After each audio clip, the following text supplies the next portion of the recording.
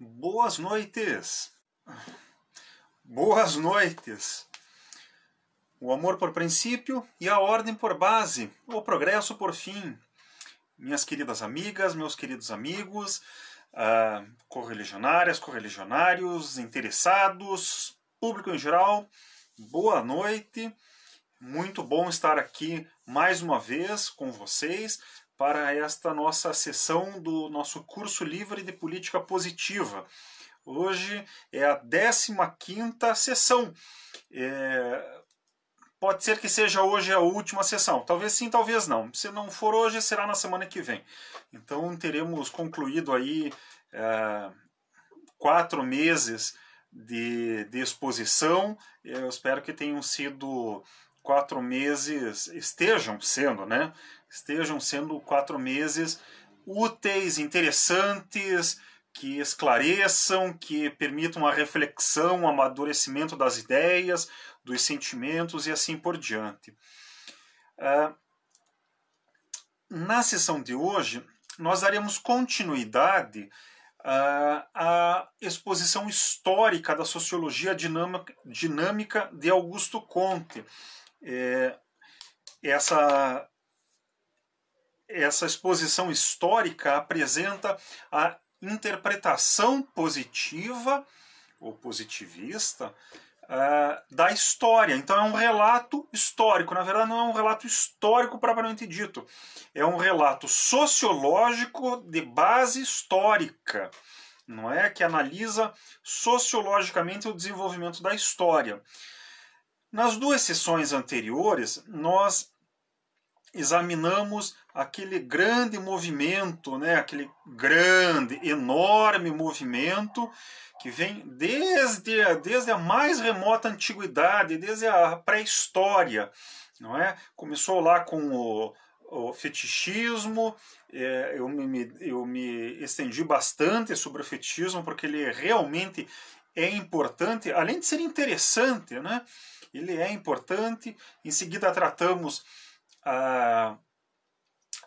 as teocracias antigas, teocracias iniciais, a tríplice transição ocidental, que é Grécia, Roma e Idade Média. Em seguida passamos pelo duplo movimento moderno, né, que é de destruição da ordem social, intelectual, moral antiga, e destruição mais rápida, mais intensa, mais fácil, né? Porque para destruir é muito fácil, né? Geralmente.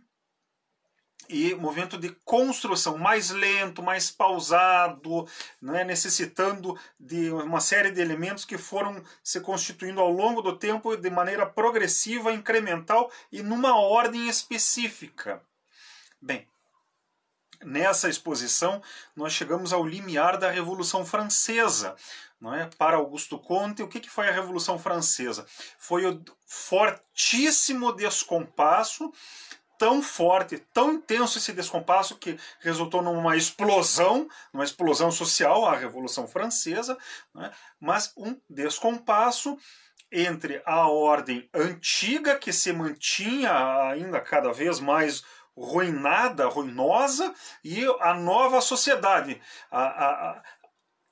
a ordem antiga destruída, criticada sem cessar, e a nova ordem que procurava se constituir.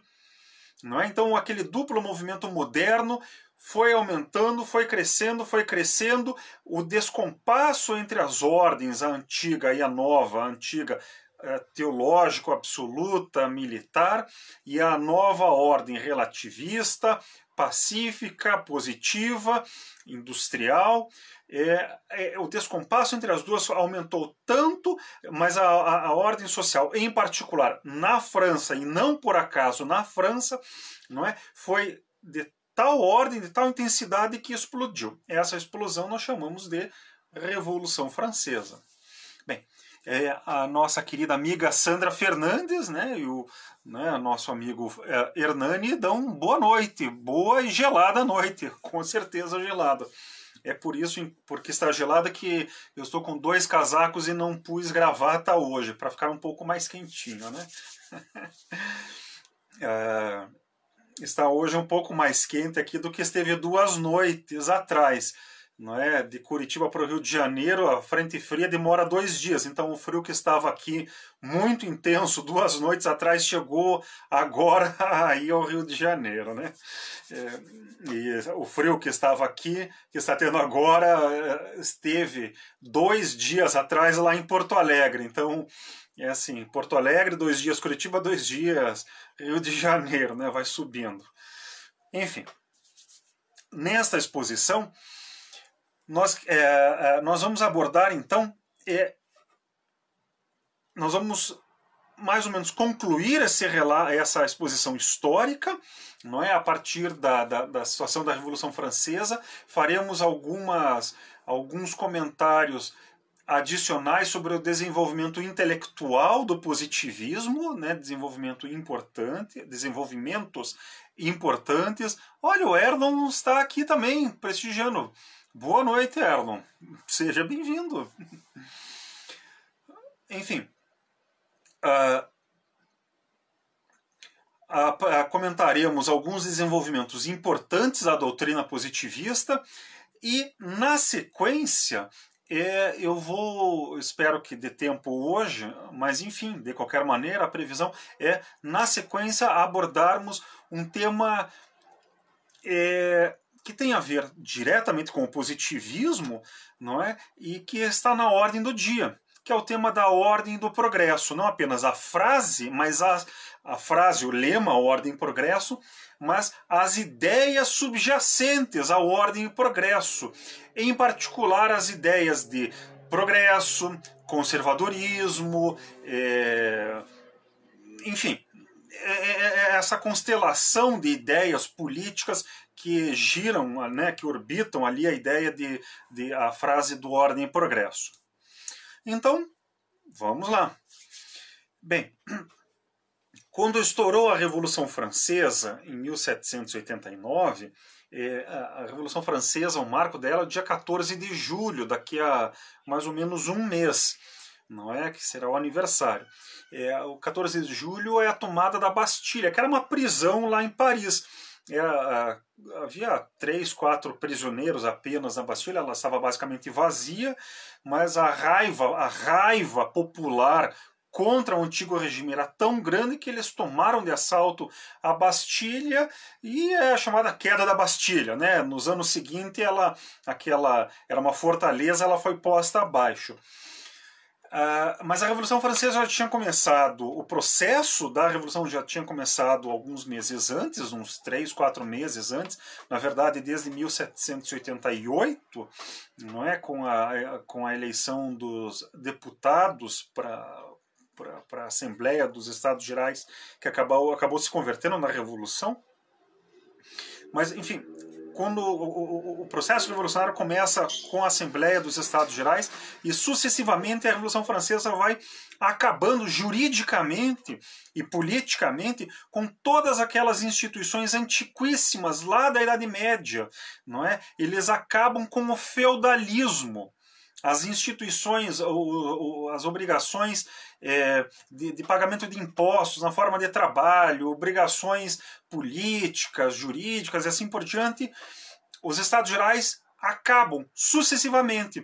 E como eles já estavam com um estado de espírito exaltado, cansados da ordem antiga, com elementos para a constituição de uma nova ordem social, eles não pararam na abolição do feudalismo. Eles avançaram, não é? Buscando a constituição, quase que por passe de mágica, né? Esse é um dos motivos por que fracassou, quiseram constituir uma nova sociedade por um passe de mágica, mas enfim, procuraram constituir uma nova sociedade, novas relações sociais, uma nova estrutura social. Por que eu fiz esse pequeno relato histórico um pouquinho mais circunstanciado? Porque essa movimentação da Revolução Francesa nos processos ocorridos em 1789, que começaram em 88 e que se estenderam até o final da década, até o final do século XVIII, não é? eles foram alimentados por uma série de revoluções intelectuais, morais, que aconteceram nos séculos anteriores e foram estimuladas por escolas de pensamento que buscavam mudanças à sociedade. Então, nós tivemos aí uma revolução intelectual, não é, a favor do relativismo, da ciência, da paz, da fraternidade universal. Era a escola dos enciclopedistas, liderada por Diderot, não é, e secundariamente por D'Alembert, mas principalmente por Diderot.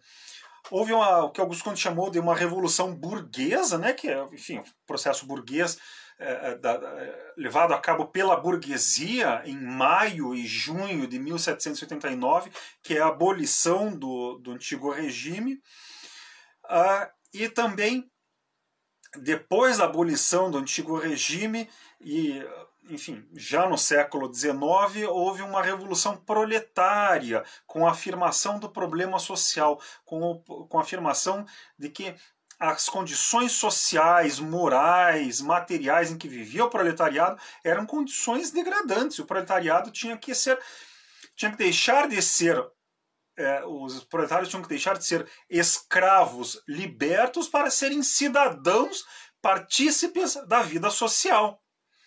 Não é? Vejam só, deixarem de serem escravos libertos. Bem, até as palavras que eu utilizei lembram muito do debate que nós temos hoje, ainda aqui no Brasil. Não é? É uma situação realmente difícil. Bem, houve uma revolução intelectual, uma burguesa, uma proletária. Para Auguste Comte faltaria também aí uma revolução feminina, não é? Da valorização das mulheres como integrantes ativas da vida social, como moderadoras morais, secundariamente intelectuais da sociedade. Faltava essa revolução e ainda falta. Não é? As mulheres não são vistas e as próprias mulheres não se veem como moderadoras ativas do âmbito moral e intelectual da vida social, da sociedade. Bem, essa disputa, né, que acabou se constituindo na Revolução Francesa, acabou resultando em ondas políticas, ondas que duravam 10, 15, 20 anos, algumas ondas a favor do progresso, né, das mudanças sociais, e outras ondas a favor da ordem, ou retrógradas, a favor do retorno ao antigo regime. O retorno ao antigo regime era impossível, na verdade, né, porque os esforços para a modernização da França naquela época tornavam inviáveis os esforços retrógrados. Aliás, no Ocidente, de modo geral, a retrogradação, de modo geral, é inviável, não é?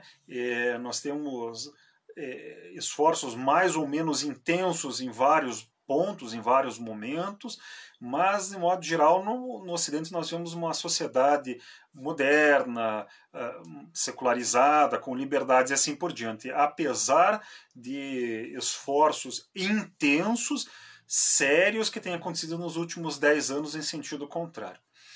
Bem, a Revolução Francesa, então, inaugurou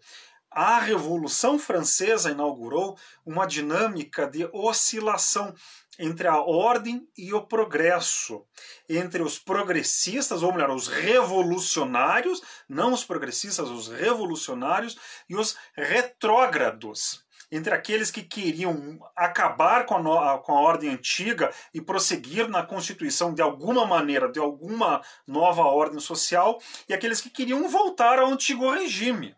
Não é? Os partidários da Revolução e os partidários da retrogradação ficaram mais ou menos se alternando na história política da França. Isso foi até pelo menos de 1789 até a Primeira Guerra Mundial. Então isso aí durou 120, 130 anos. Não é? E ainda hoje, 230 anos depois da Revolução, Nós ainda estamos nessa dinâmica, com uma intensidade menor, mas em linhas gerais ainda é essa dinâmica. Bem,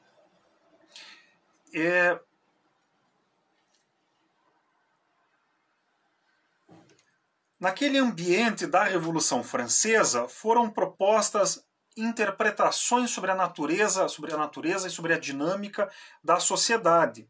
Foi proposta uma sociologia do progresso, em primeiro lugar, por Condorcet. Condorcet era o pai espiritual de Auguste Comte, era assim que Auguste Comte se referia a Condorcet, não é? O Condorcet foi o último dos enciclopedistas,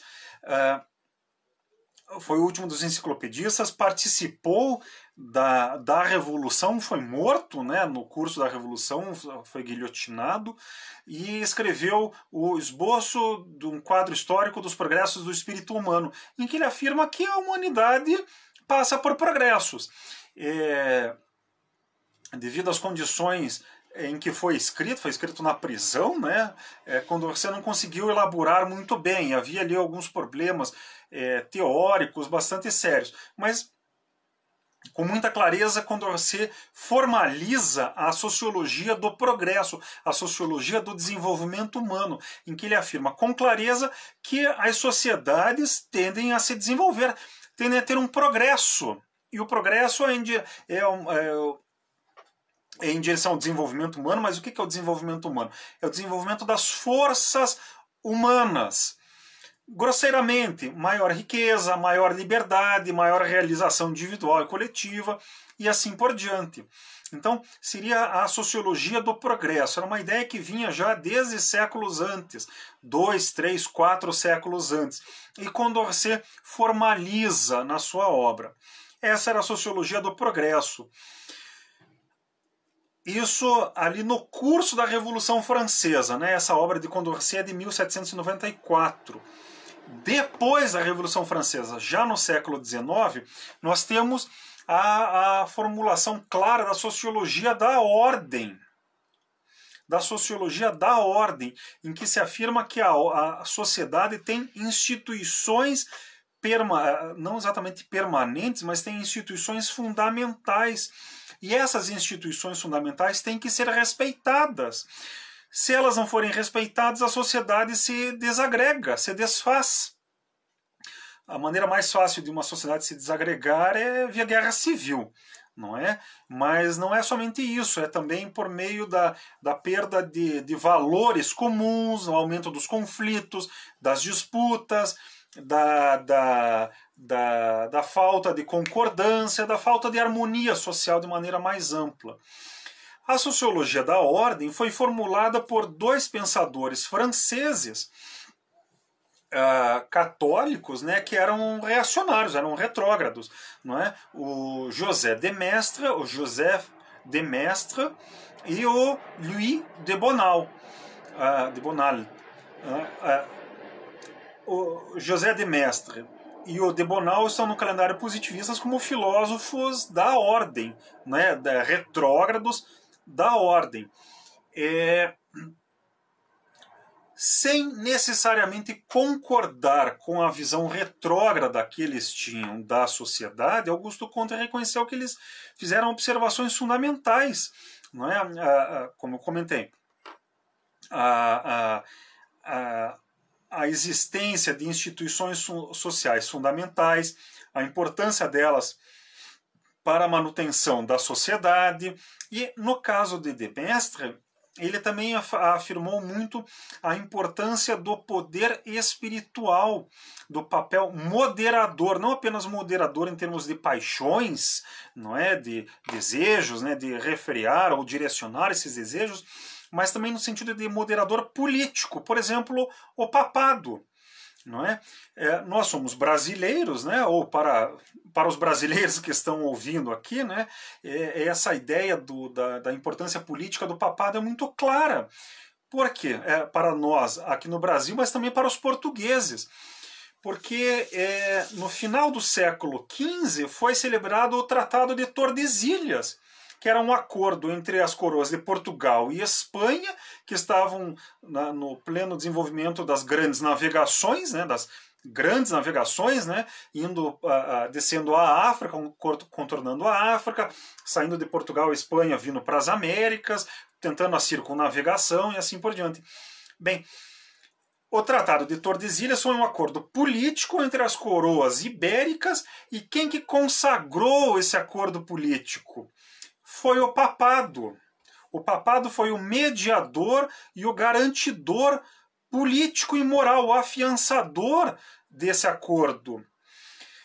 Bem, é claro que Inglaterra, França, as outras potências italianas, os turcos, enfim, quem não era Portugal e Espanha odiou esse tratado, o Tratado de Tordesilhas.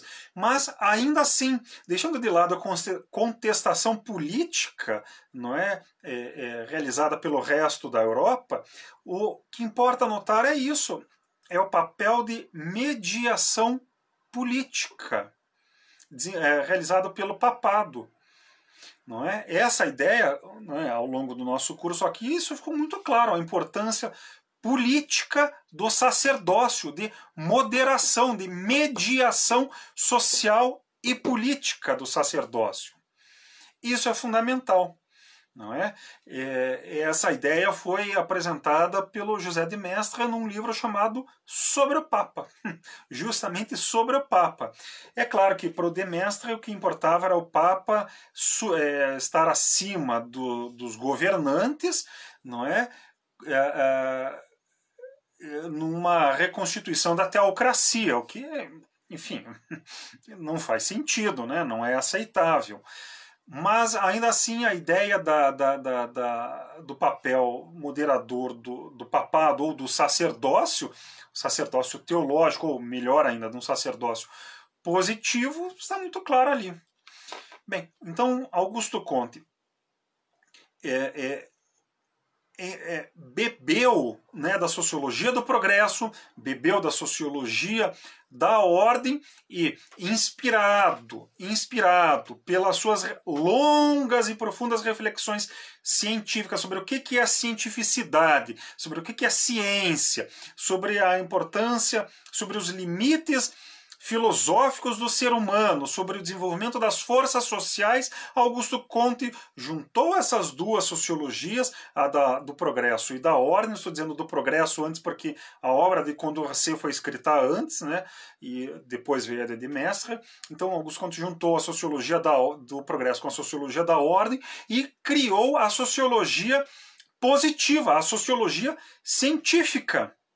Não é? Ele criou uma nova disciplina sistemática, não é?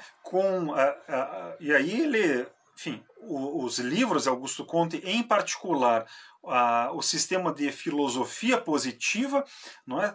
É dedicado à justificação, à explicação da oportunidade, da necessidade da sociologia, a apresentação e a discussão das possibilidades, dos limites, da validade dos métodos sociológicos e a aplicação já ao desenvolvimento de teorias e a aplicação desses métodos e das teorias na reflexão histórica.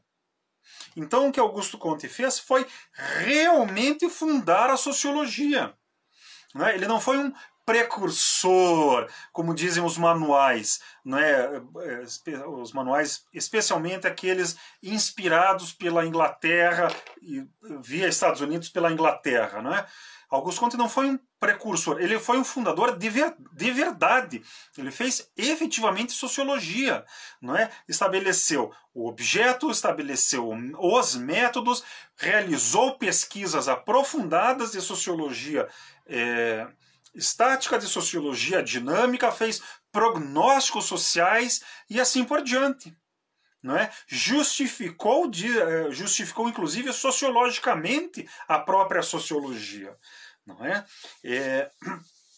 Então, Augusto Comte não foi simplesmente, a obra de Augusto Comte não é simplesmente justapor a sociologia do progresso com a sociologia da ordem. Não, ele pegou esses elementos e usou-os como material matéria-prima, matéria de base, né? E a partir daquilo ali ele desenvolveu imensamente aquelas ideias, tornando reflexões de filosofia social em uma disciplina científica, racional, plenamente racional, positiva, relativa, etc, etc, etc. Esses comentários que eu estou fazendo aqui, insistindo nessa atuação de Augusto Comte, é porque, de fato, a gente pega os manuais de sociologia e dizem, Augusto Comte é meramente um precursor, não é porque ele não teria feito pesquisas sociológicas. Bobagem, fez, é isso que eu estou apresentando, né? O conjunto deste curso de política positiva apresenta as investigações sociológicas de Augusto Comte. Não devem nada a nenhum dos grandes clássicos. Na verdade, é muito superior à maior parte dos clássicos da sociologia, especialmente dos chamados clássicos do século XX da sociologia. Mas, enfim, seguindo adiante, não é? Seguindo adiante no argumento, mas voltando à exposição ali no âmbito da Revolução Francesa, nós temos que, além da proposição da sociologia do progresso e depois da sociologia da ordem, a Revolução Francesa ela originou uma série de correntes políticas, sociais, filosóficas. Ela entra num longo percurso, né, de debates filosóficos, sociais e políticos, mas ela mesma inicia ou reinicia essas tradições. Não é? Eu digo que reinicia porque a Revolução Francesa é o evento fundador da modernidade. Não é? Nós temos a Antiguidade Clássica, Grécia e Roma. A Antiguidade acaba quando começa a Idade Média, lá no século V, vai até o século XIII, e aí a gente começa uma transição moderna. Não é? Mas a nossa época mesmo, a nossa época em que nós vivemos, ela foi iniciada com a Revolução Francesa. Então é fundamental mesmo nós entendermos isso. E não é por acaso que a sociologia surge após a Revolução Francesa, porque é a resposta que Augusto Comte elaborou, uma resposta assombrosa, gigantesca, para entender o que era aquilo da Revolução Francesa, o que foi aquele movimento, aquele vai e vem político, aquela ebulição de ideias, aquele monte de cadáveres, né, saindo da guilhotina, das guerras e assim por diante. Bem, da Revolução Francesa surgiram vários partidos, vários grupos sociais, políticos e filosóficos. Já havia, né, como eu comentei, já havia desde a época do enciclopedismo, do iluminismo, desde o século XVIII, a escola revolucionária. Augusto Comte identifica aí duas vertentes nessa escola revolucionária: a voltairiana e a russoniana. A voltairiana é anticlericalista, não é? Quer manter o trono, mas acabando com o altar. O Voltaire queria manter os reis e acabar com o clero. É a escola anticlericalista. Ainda no âmbito da escola, no âmbito revolucionário, nós temos a escola russoniana, que é a escola propriamente democrática. Não é democracia como nós entendemos hoje em dia, que na verdade é um liberalismo com forte dose de participação popular. E na verdade não é nem liberalismo, é republicanismo aplicado. Não é? A escola democrática de Rousseau não é a democracia, que na verdade é um republicanismo de hoje em dia. Não é, é outra coisa. A tese de Rousseau é a tese de que os reis têm que ser suprimidos, mas nós devemos manter os clérigos, não é? Manter o altar e suprimir o trono. Bem, o Rousseau dizia lá que, por exemplo, se antes a vontade dos reis era a vontade divina, e como os reis eram os representantes de Deus e Deus não erra, então os reis não erram. O que o Rousseau fez foi tornar metafísica essa ideia teológica. Então, Rousseau substituiu a vontade divina corporificada pelo rei e passou a vontade divina corporificada pelo povo. Então criou uma abstração chamada povo. E o povo nunca erra. O povo nunca erra, o povo não admite dissensões, o povo não admite disputa, não é? E quem não concorda com o povo vai embora. E para o povo se manter unido, né, para garantir a fidelidade, é necessário ter uma religião oficial. E quem não seguir a religião oficial ou é proscrito ou é morto, ou é convertido à força. Essa é a democracia de Rousseau. Isso é a democracia de Rousseau. Essa democracia de Rousseau nós diríamos hoje em dia que é um autoritarismo, ou melhor, ou pior, não é? Nós chamaríamos isso de totalitarismo, não é? É uma teocracia, na verdade, né? Então nós teríamos aí a escola revolucionária, que veio lá do iluminismo, né, de alguns elementos do iluminismo no século XVIII, estimulou fortemente a Revolução Francesa e vem até hoje, né, exercendo influência. Nós temos então a escola revolucionária. Nós temos a escola retrógrada. A escola retrógrada, como eu comentei, é a escola dos católicos, basicamente dos católicos, porque era na França, não é? Em que eles buscavam reverter as mudanças sociais havidas durante a Revolução Francesa, reverter aquela situação para uma situação anterior. Então queriam reinstituir o antigo regime. Não queriam reinstituir propriamente o feudalismo, embora quisessem a manutenção da nobreza. O que a escola retrógrada queria era reafirmar a ordem monárquica dos reis e dos reis como representantes da vontade divina. Eu citei agora há pouco a obra sobre o Papa, do José de Maistre, que ele afirmava o predomínio, a prevalência do poder espiritual teológico sobre o poder temporal, do Papa sobre os reis. Bem, o que o José de Maistre e a escola teológica, a escola reacionária, retrógrada, o que eles queriam era isso, não é? Voltar a roda, girar a roda da história para trás para voltar à Idade Média, não é? Em que haveria lá um Papa poderoso e uma multiplicidade de governantes temporais fraquinhos submetidos ao Papa. Não dá, né? Nesses termos não dá.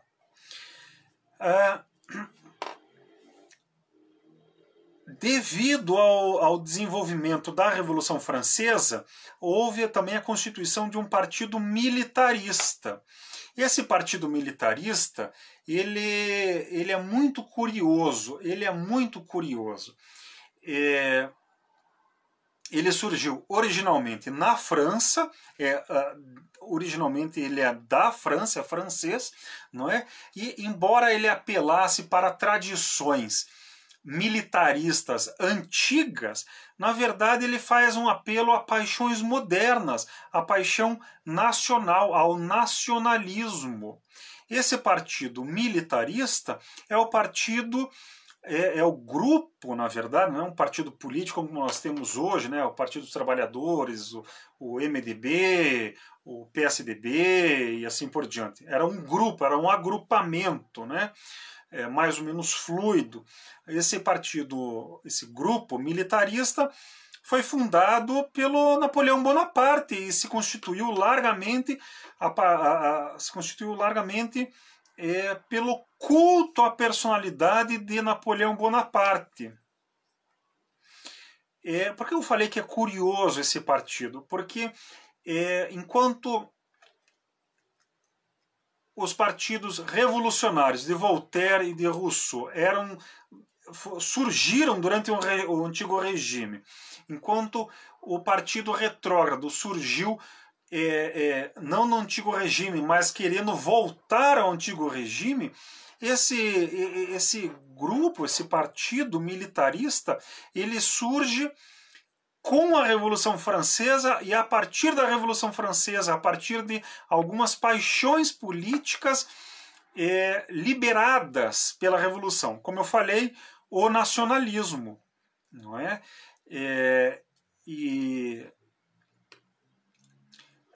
Infelizmente, o fato é que esse militarismo seria o elemento que, surgido diretamente lá na época da Revolução Francesa, é o que mais se mantém desde então.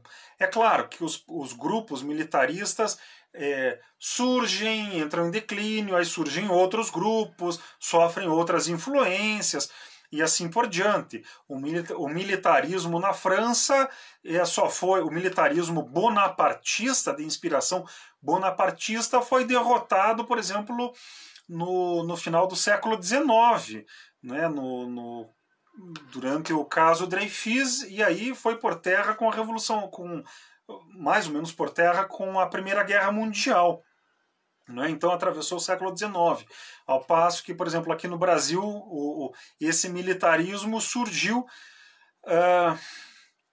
com a República, não por causa da República, não é? Mas devido a forças sociais liberadas no curso da República Brasileira, não é?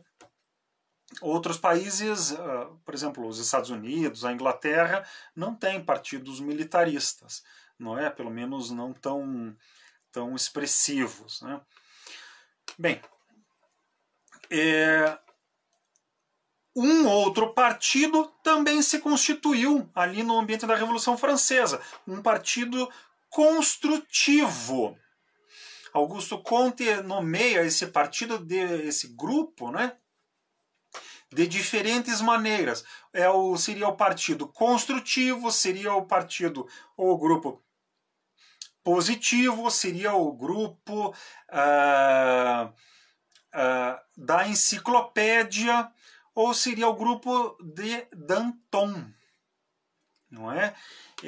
Então, Augusto Comte identifica na inspiração intelectual, moral e política de Diderot, à frente da enciclopédia, a inspiração para a atuação de Georges Danton, um dos líderes da Revolução Francesa. Não é? Um dos líderes da Revolução Francesa, que no curso da Revolução também foi morto, né, exatamente em 1794, como Condorcet, não é? E que inspirou o republicanismo francês. Ao longo do século XIX, no curso da Revolução Francesa e ao longo do século XIX, esse partido construtivo, positivo, da enciclopédia, não é, dantoniano, se manifestou com os republicanos. Então, na Primeira República Francesa, de 1792, se não me engano, depois em 1830, depois em 1848 e mais tarde, depois da Guerra Franco-Prussiana, em 1870-71, com a constituição do grupo, enfim, do grupo político dos republicanos, né, de Gambetta, Jules Ferry, Clemenceau e assim por diante. Bem, então, vejam só, houve, né, diversos grupos surgidos ali no âmbito da Revolução Francesa. As ideias surgidas ou afirmadas naquele momento, naquela conjuntura, elas mais ou menos se mantêm. Surgiram outras, não é? O comunismo é uma delas, o fascismo é outra delas, né? Outras ideias que surgiram. Mas aquelas ideias, aqueles movimentos surgidos na Revolução Francesa, mais ou menos se mantêm. mais ou menos se mantém. As ideias russonianas, totalitárias como elas são, foram aplicadas por Robespierre na Revolução Francesa. Os revolucionários radicais, de modo geral, se inspiram em Rousseau, quer admitam, quer não admitam, não é? Os anticlericalistas se inspiram um pouco mais em Voltaire, não é? Mas como Voltaire é anticlericalista, então ele não o anticlericalismo é acompanhado, não é, do revolucionarismo, ou então ele não tem muito espaço. Então o espírito de Voltaire, né, a inspiração de Voltaire acaba não tendo muito espaço. Embora nos debates atuais a gente veja, não é, muito anticlericalismo. O militarismo está muito presente também, como eu acabei de falar, né? Nessa década de 2010, agora de 2020, nós estamos vendo o militarismo no mundo inteiro, infelizmente, não é? No meio disso tudo, né, nós também temos lá o fascismo, temos o comunismo, temos o liberalismo com sua infinidade de variedades, né?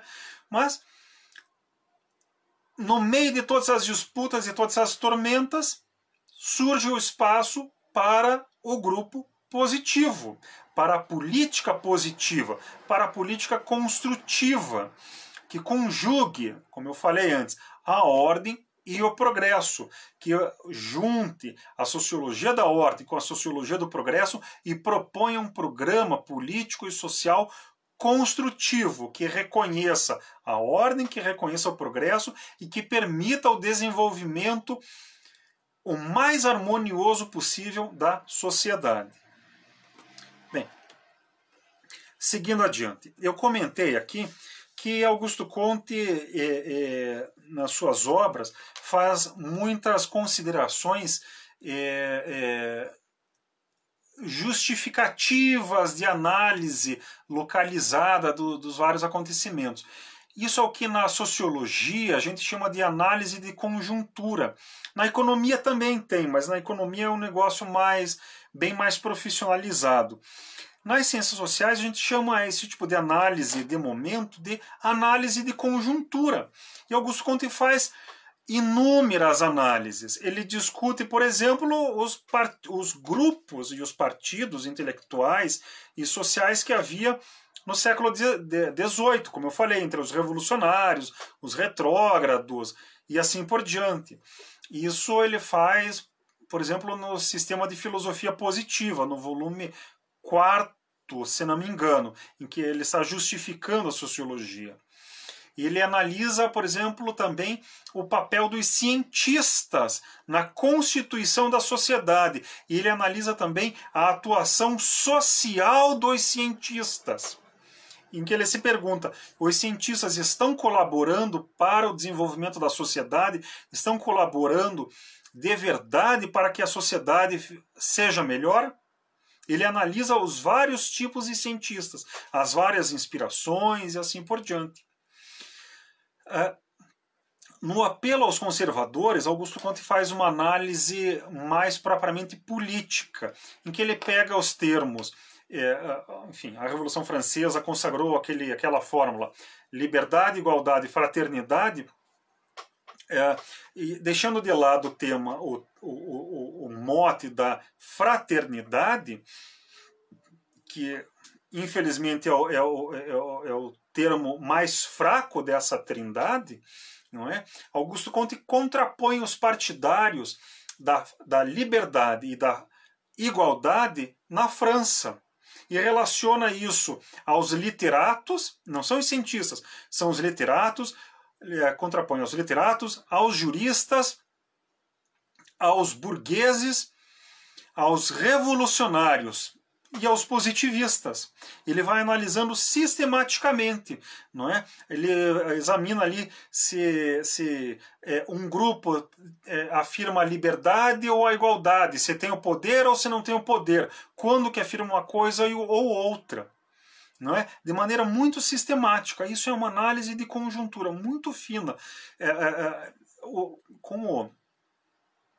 Isso exigiria um detalhamento bastante intenso, eu não vou entrar nesses detalhes.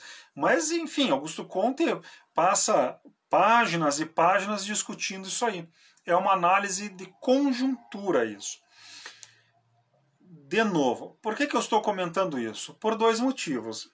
Em primeiro lugar, por uma questão política mesmo, né? Para mostrar que as análises de Augusto Comte são úteis, inclusive hoje, não é? Seja porque oferecem modelos e esquemas, seja porque as análises que ele fez lá no século XIX são em larga medida aplicáveis hoje, no século XXI. Esse é o primeiro motivo, um motivo prático, né? Um motivo político. O segundo motivo é um motivo intelectual. Como eu falei, falam nas universidades, nas academias, nos manuais de sociologia, falam que Augusto Comte não fez investigações sociológicas. Fez. Análise de conjuntura é um tipo de investigação sociológica, não é? Se pensarmos em dois autores que são celebrados como fundadores da sociologia, Marx e Weber, cada um deles escreveu análises de conjuntura que se tornaram famosas, famosíssimas. Marx escreveu lá o Manifesto do Partido Comunista. É um manifesto de um partido político, de um partido mesmo, não é? E é uma análise de conjuntura realmente brilhante.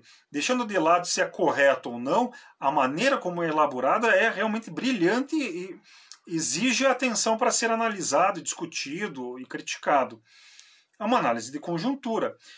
Weber, por outro lado, escreveu lá proferiu duas conferências um pouco antes de morrer, são chamadas de Ciência e Política, Duas Vocações. São análises de conjuntura. Não é? Todo mundo cita. Muito bem. Augusto Comte também fez inúmeras análises de conjuntura, extremamente refinadas, cuidadosas, não é? Contrapondo grupos, intenções, movimentos, situações, etc, etc, etc. Basta ler. Não é? Estão lá no Apelo aos Conservadores e no Sistema de Política Positiva, de Filosofia Positiva. No sistema de Política Positiva também há, mas aí a preocupação de Augusto Comte não era tanto de fazer análises de conjuntura na política positiva, né? Era outra preocupação.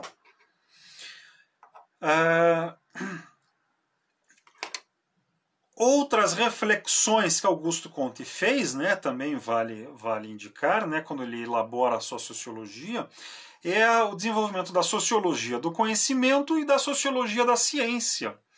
Não é? Ao longo deste nosso curso, eu acho que ficou bastante claro que para Augusto Comte não há uma solução de continuidade, quer dizer, não há uma ruptura entre a discussão sobre religião, entre teologia e ciência. Teologia é uma coisa, ciência é outra. Mas as categorias e o tipo de abordagem que Augusto Comte adota permite nós entendermos como é que a religião e a teologia e a ciência se relacionam e como que a ciência surge a partir da teologia, mesmo que seja contra a teologia.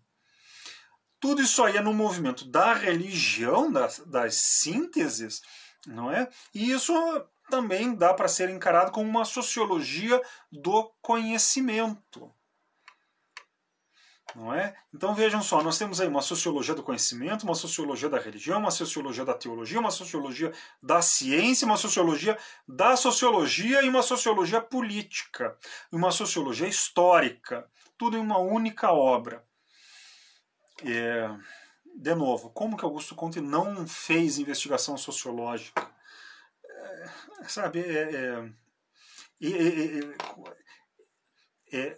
Percebermos que há esse tipo de comentário é frustrante. Basta ler Augusto Comte para a gente perceber que esses comentários que Augusto Comte não teria feito pesquisas é realmente cansativo e é errado.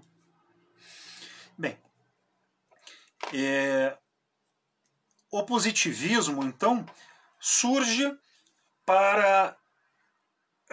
como um instrumento, em primeiro lugar, intelectual, para entendermos o que está acontecendo, e aí é o papel da utilidade da ciência, das ideias, nós temos que entender o mundo, não é? Então, o positivismo é um esforço em primeiro lugar, para entender a realidade e, em segundo lugar, para atuar sobre ou na realidade. Bem, ao entender o mundo, Augusto Comte percebe que o ser humano não é só intelecto. Ele é intelecto, mas é, acima de tudo, sentimentos e atividade prática. E o intelecto atua, não é, como um instrumento dos sentimentos e da atividade prática.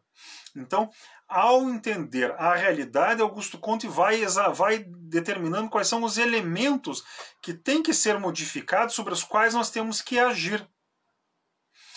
Ele identifica quais são esses elementos e identifica também a maneira como se deve agir com esses instrumentos. E aí ele dá um passo além. Ele diz qual que é o resultado esperado da atuação desses instrumentos na realidade. Isso é o positivismo. É um esforço para entender a realidade e para dotar o ser humano de instrumentos efetivos, reais, generosos para, não quero dizer só atuação, mas para melhoria da realidade. Isso é o positivismo. Não é? O contexto específico em que Augusto Comte escreveu foi aquele ali da França após a Revolução Francesa, né? Daqueles conflitos sociais, mas também era o momento de afirmação, de constituição das ciências superiores. Né? A química tinha sido fundada havia pouco tempo, a biologia estava se constituindo ali na passagem do século XVIII para o século XIX, e era necessário, era fundamental darmos um passo além e criarmos a sociologia. E em seguida, depois, a moral também. Não é? Então, nós temos aí, com Augusto Comte, esses inúmeros instrumentos. E esses instrumentos, e aqui é importante, são instrumentos e interpretações que conjugam, vejam só, a descrição da realidade com a preocupação em melhorar a realidade. Descrição da realidade e busca da melhoria da realidade. Ordem e progresso. Ordem e progresso. Vejam só. Vejam só. Não precisa ser positivista para concordar com esses termos. Mas, por outro lado, concordar com esses termos não faz de nós fascistas disfarçados, militaristas disfarçados, autoritários disfarçados. O positivismo é uma afirmação constante das liberdades, não é? Para que haja o desenvolvimento das forças sociais é necessário liberdade. Nós falamos isso desde o início deste curso, desde a primeira sessão, 4 meses atrás. Bem, vamos lá. A sessão de hoje, então, ela está sendo dedicada a indicar como é que o positivismo se vê, como é que o positivismo se encaixa na descrição que o positivismo faz do desenvolvimento histórico. O positivismo se justifica, não é? Nós somos o produto do desenvolvimento histórico, não é? Nós afirmamos o desenvolvimento histórico. O positivismo é histórico, não apenas porque ele valoriza a história, mas principalmente porque nós reconhecemos que nós somos o produto desse desenvolvimento histórico. E se esse desenvolvimento histórico aconteceu lá para trás, ele vai continuar acontecendo lá para frente. E é nosso papel, é nosso dever entender como é que isso se dá e orientá-lo da melhor maneira possível. Daí, desse conjunto de preocupações, de inspirações afetivas, de preocupações sociais, de ideia de responsabilidade social, realizada individual e coletivamente, mas enfim, todas essas preocupações afetivas, generosas para com o conjunto do ser humano, é que a partir disso tudo é que nós somos uma religião. Temos uma visão global da realidade e a partir daí buscamos atuar no conjunto da realidade. Bem,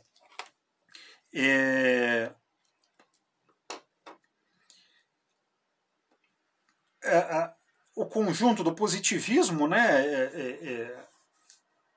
ficou claro ao longo deste curso, né, que o positivismo afirma, né, eu falei agora há pouco, mas é importante reafirmar, a ciência é empregada sempre para esclarecer a realidade e orientar a ação. A ciência ela é fundamental para isso, não é? Para explicar, para descrever e explicar a realidade e permitir desenvolvermos os instrumentos para a ação prática, não é? Nós temos uma concepção subjetiva, não é? Segundo a qual a realidade é conhecida pelo ser humano e os nossos esforços devem ser desenvolvidos para desenvolvimento do ser humano. Claro, não é somente para o ser humano, não é? Temos que respeitar a natureza, os animais, as plantas e assim por diante, não é? É uma concepção ampliada de humanidade e é também a absorção no conceito de humanidade das ideias do fetichismo, não é? É adaptado, né? O fetichismo não é o fetichismo puro lá da antiguidade mais remota, da pré-história, mas é ainda assim a absorção do fetichismo, não é? Então nós temos uma concepção global, generalizante, temos uma orientação subjetiva no sentido de que o ser humano é o sujeito do conhecimento, é o sujeito da ação, e, portanto, deve ser o objeto da ação. Mas não é o ser humano apenas individualmente, não é somente o ser humano, não é um egoísmo de espécie, não é uma concepção ampliada e generosa do ser humano. E é uma síntese relativa, porque nós rejeitamos o absoluto e o absolutismo. Portanto, nós rejeitamos o academicismo, nós rejeitamos o cientificismo, assim como rejeitamos antes a teologia e a metafísica. Rejeitar significa não vamos mais aplicar. Não é a mesma coisa que dizer que nunca prestaram grandes serviços, mas agora é o momento de seguirmos adiante. Bem, nisso tudo, nessa síntese, né, nós temos aí a afirmação constante do altruísmo e do relativismo. Essas ideias eu acho que ficaram muito claras ao longo de todas as sessões deste curso. Eu insisti em toda a sessão. Não foi por chatice minha, né, que eu afirmava sempre o altruísmo e o relativismo. É porque são elementos fundantes mesmo do positivismo, são elementos constituintes do positivismo. Bem, da mesma maneira, a afirmação da noção de relações e não de causas, de relações, portanto, de deveres sociais mútuos, não propriamente de direitos unilaterais e irrevogáveis, não é? Bem, tudo isso daí foi sintetizado, e agora não estou usando por acaso a palavra síntese, tudo isso foi sintetizado por Augusto Comte na sua grande elaboração, que é a religião da humanidade. Não é? A religião da humanidade sintetiza, reúne, organiza e estabelece as relações entre todos esses elementos, não é, que nós temos apresentado nas últimas várias semanas. Bem, aqui vale fazer aqui uma observação que a religião da humanidade foi elaborada por Augusto Comte, mas sob a fundamental, importantíssima, transcendental influência de Clotilde Devaux, que seria a esposa subjetiva de Augusto Comte. Não é? Eles tiveram um relacionamento afetivo, não é, durante pouco mais de um ano, não é? E esse relacionamento foi o passo crucial para Augusto Comte ultrapassar as meras elucubrações intelectuais e aprofundar-se, não é, na natureza humana, no valor dos afetos, no entendimento do ser humano como uma totalidade e, portanto, para a avaliação dos instrumentos disponíveis e necessários para a atuação do ser humano sobre o próprio ser humano na sua totalidade. Não é? Então, Augusto Comte era o primeiro a dizer que Clotilde era cofundadora da religião da humanidade. E Clotilde, eu não tratei de Clotilde aqui porque, como este curso tem um caráter mais intelectual e mais político e menos cultural, não é? Eu ficaria muito deslocado. Mas, enfim, nós temos que prestar o nosso respeito, sermos corretos e indicarmos. Clotilde foi a cofundadora do positivismo, da religião da humanidade, merecidamente. Clotilde era uma mulher muito inteligente, muito sensível, com uma afetividade muito delicada, muito altruísta mesmo, mas teve uma vida muito sofrida. Foi abandonada pelo marido, que fugiu por dívidas, uma coisa assim, e acabou morrendo doente na miséria, né, sendo maltratada pela família e assim por diante. Nos seus 1 ou 2 anos finais, Clotilde foi apoiada e valorizada extremamente por Augusto Comte, não é, que soube reconhecer o valor de Clotilde. Bem, são agora 8 horas.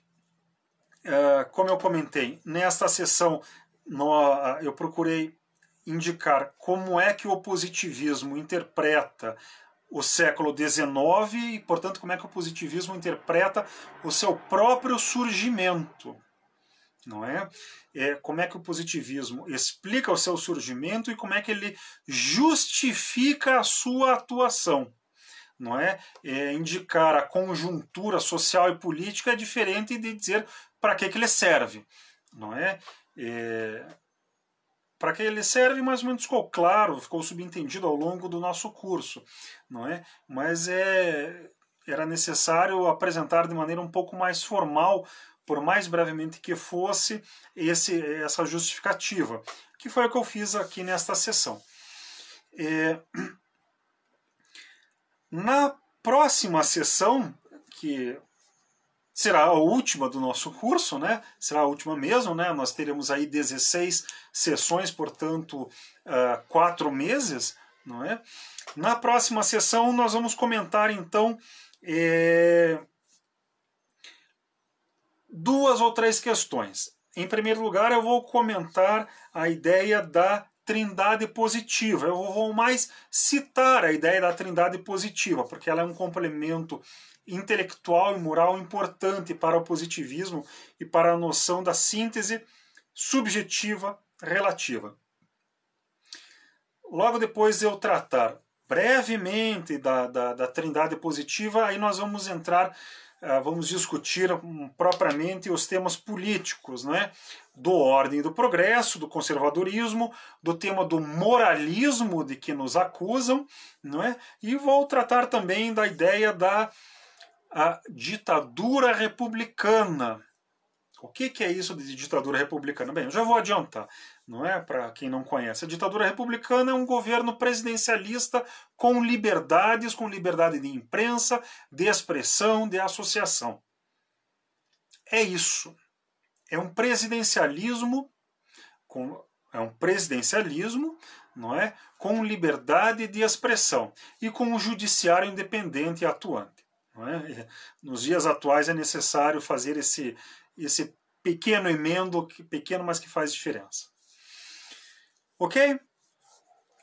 Espero que tenham gostado desta sessão. Ela teve, até certo ponto, um caráter de síntese, né, de resumo, até certo ponto um caráter de conclusão do nosso curso. Até certo ponto era para terminarmos aqui. Então, como em certo sentido, nós esgotamos o que eu tinha previsto inicialmente para o nosso curso, essas reflexões, as reflexões desta sessão são um pouco conclusivas. A próxima sessão pode ser entendida, né, se quiserem, como um anexo. Né? Se fosse um livro, seria um anexo, uma discussão suplementar necessária, não é? Mas é necessária, mas que não se encaixa exatamente no conjunto dos capítulos prévios. Bem, considerando o conjunto de 15 sessões apresentadas até agora, eu espero que tenham gostado, eu espero que tenha sido útil, esteja sendo útil este nosso curso, não é? Como eu comentei na primeira sessão, quando eu justifiquei a nossa exposição, o positivismo tem uma larga tradição de cursos populares de nível superior, de instrução popular de nível superior. Não é? O que eu estou fazendo aqui é simplesmente retomando, reafirmando essa tradição. Uma tradição que começou com Augusto Comte, na verdade, não é? Teve continuidade na França, com os vários discípulos franceses, na Inglaterra, nos Estados Unidos, na América Latina de alto a baixo, nos Países Baixos, na Itália, não é? E aqui no Brasil também, não é? Aqui no Brasil nós tivemos Teixeira Mendes, depois o grande Teixeira Mendes e também o grande Luiz Hildebrando Horta Barbosa, não é? E eu só estou aqui, só procurei dar uma pequena continuidade a essa brilhante e ilustre tradição. Então é isso. Esperando contar com vocês para a nossa sessão anexa da semana que vem, dia 21 de junho. Espero que tenham gostado. Se tiverem dúvidas, comentários, críticas, reparos, elogios, né, são sempre bons, estamos aqui à disposição. Eu estou à disposição sempre que for possível. E os demais positivistas da mesma maneira. Certo? É isso. Então, o amor por princípio e a ordem por base. O progresso por fim. Boas noites e até logo.